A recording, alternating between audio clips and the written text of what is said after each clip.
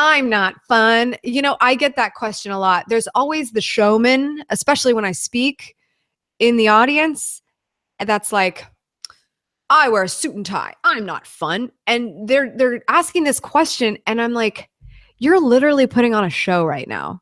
You're putting on a show for this whole audience. The way you're asking me the question of, I don't even have the right personality for video, but all I did was do what you just did in front of a device. You did it in front of 800 people. That's frustrating for me because people can do it if they want to. And so the first thing I'll say is this. If your message isn't worth telling, don't make video. If your message is worth telling, figure out how to talk to a camera. The second thing I will say is if your message is worth telling, then you know one person that really should hear it. And that is the one person you should be thinking about.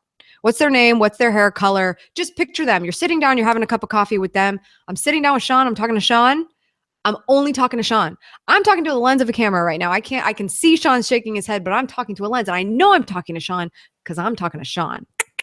But if you sit down in front of a camera and do two things that are completely unnatural, one, talk to a camera, that's not natural.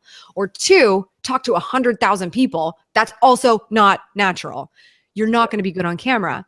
But if you visualize the camera like it's Sean, or it's the person, or it's Phil, or it's some one person, you're going to be way more effective than you ever could have been. That's the biggest obstacle that people have to get over when they are not good on camera.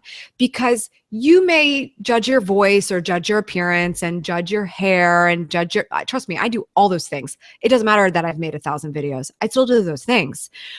But if I feel like I'm in the room with someone and that person feels that with me, and even though I made a video for however many subscribers or viewers, but somebody watched and was like, that was for me. She made that for me.